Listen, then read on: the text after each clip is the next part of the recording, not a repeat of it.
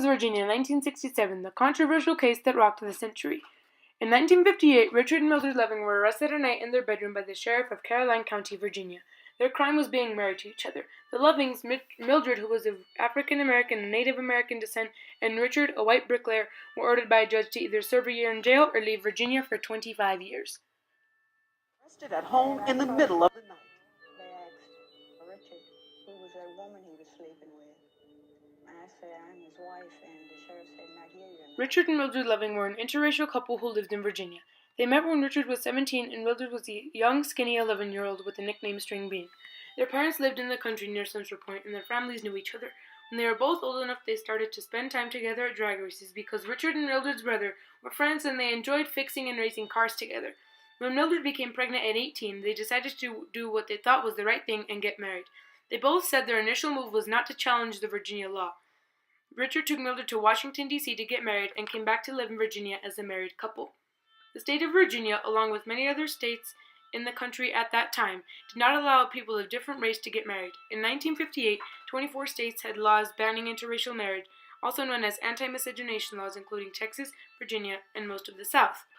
Anti-miscegenation laws, or miscegenation laws, were laws that enforced racial segregation at the level of marriage and intimate relationships by making interracial marriage between members of different races a crime.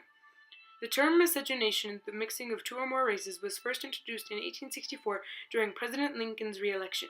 The word was created by combining misere, mix, and genus, race.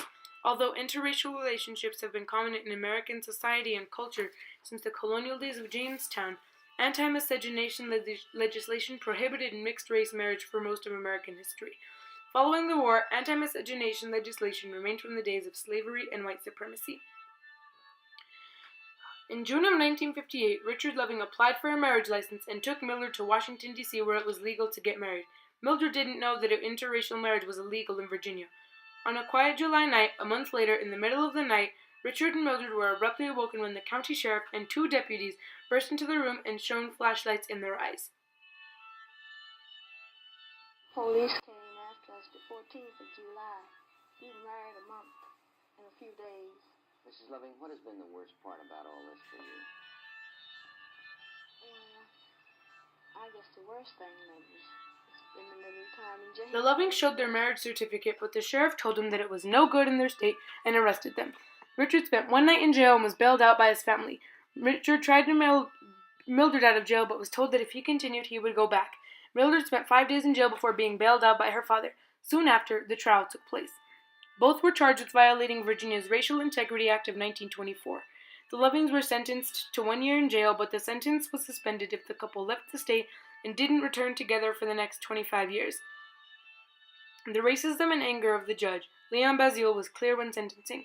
Almighty God created the races white, black, yellow, Malay, and red, and he placed them on separate continents, and but for the interference with his arrangement there would be no cause for such marriages. The fact that he separated the races shows that he did not intend for the races to mix. Immediately following the ruling, the Lovings moved to Washington, D.C. Mildred ended up becoming pregnant and went back to Virginia to have her baby. Richard came as well for the birth, but when it was discovered that they were in the state, they were both arrested again. The Lovings explained that they thought they could come back to Virginia to have their child. The jail time was suspended and the Lovings went back to Washington, D.C. After a few years, in 1963, Mildred was very homesick and didn't like city life because she felt confined and missed the country where their kids could run and play. So when their older son got hit by a car, Mildred finally did something about their situation and wrote a letter to Attorney General Robert Kennedy asking if the Civil Rights Act could help them. It was a simple but convincing letter. Kennedy wrote back saying he could not help but suggested that they contact the ACLU. A young lawyer volunteering for the ACLU, Bernard Cohen, took their case. Cohen petitioned Judge Leon Basile to set aside his verdict but was refused. So he began to work on the case through the appeals process. In July of 1966, Philip J. Hirschkopf, a law student, was introduced by his professor to Bernard Cohen. Hirschkopf was familiar with civil rights law and was a good addition as a partner. In a personal interview with Mr. Hirschkopf, he stated that it was very busy and a fast-paced time for him. He met Cohen in July, had a draft to file federal suit by the end of July, was offered a job to work with Cohen in August, and the suit was filed with the Supreme Court by September. Miscegenation laws are harder than other segregation acts, and the theory behind them leads to problems in all areas of law.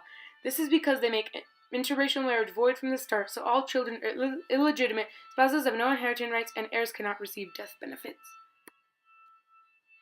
We advance the argument that these statutes are slavery statutes. They're meant to keep the Negro people in the badges and bonds of slavery. The outrageous civil effects of these statutes are not always apparent right away. For example, if Richard Loving were to die, then Mildred Loving would not be able to collect Social Security benefits. In 1958, the Reverend Dr. Martin Luther King said, "When any society says that I cannot marry a certain person, that society has cut off a segment of my freedom." In April of 1967, the lawyers Bernard Cohen and Philip Hirschkopf argued the Loving case before the Supreme Court. Cohen argued for due process and Hirschkopf argued for equal protection of civil rights under the 14th Amendment. Neither Richard or Mildred attended the trial.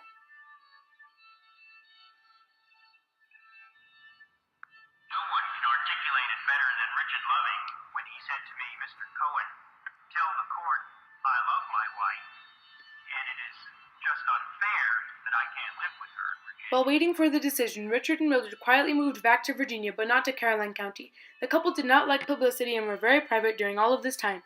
In an interview with Life magazine, Richard Loving said, "We have thought about other people, but we are not doing it just because somebody had to do it and we wanted to be the ones. We are doing it for us." In 1965, Life magazine sent a photographer, Gray Valet, to document their story.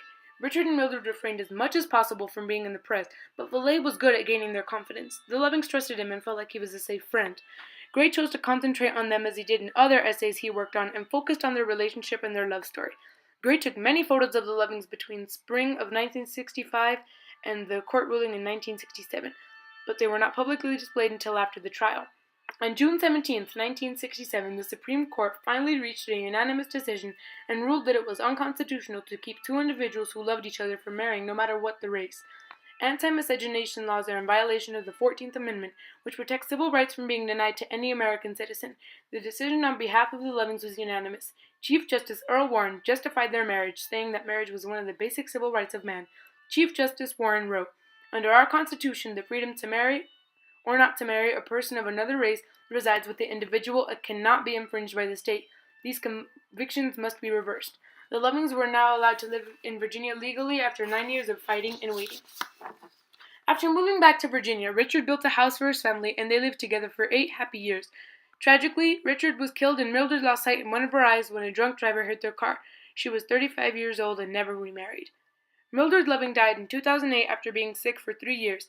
The two Loving boys also passed due to natural causes, but their sister lived on to tell the story of her parents and the legacy that it left. A study by the Brookings Institute found a jump in numbers of interracial couples in the U.S.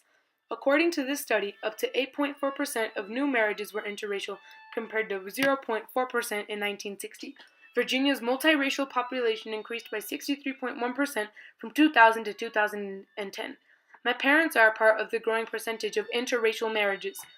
They were married in 2001 in the state of Texas without any thought of breaking the law or worry about being arrested. Love triumphs all wasn't always a reality for interracial couples, but now everyone has the freedom to marry who they choose regardless of race. The case of Loving versus Virginia helps pave the way for recognizing the rights of all people. In the last 40 years, the Loving decision has been a cornerstone for interracial couples, as well as a guide for the LGBT community, which is gaining ground in the struggle for their own marriage rights. I say I think to marry who you want to is a right that no man should have anything to do with. It's a God-given right, I think. Today, many interracial couples of all colors are allowed to live with and love each other happily because of the Lovings. If not for this couple who were caught up in one of the biggest controversies of the century, many people like my own parents would not be able to marry. The legacy of the Lovings will continue throughout history, and increase of interracial couples and biracial children are living proof. Richard and Mildred Loving paved the way for a new time that will affect generations of people, not just of different races, but of different sexual orientation as well. But few know about the court case Loving versus Virginia. Ken Tanabe is working to change that. He created a website and encourages celebrating in honor of the anniversary on June 12th, Loving Day. Mildred Loving died on May 2nd, 2008, but before her death, 40 years after the court's decision, Mildred released a statement saying, "I am proud that Richard's in my name is on a court case that can help reinforce the love, the commitment, the fairness, and the family that so many people, black or white, young or old, gay or straight, seek in life.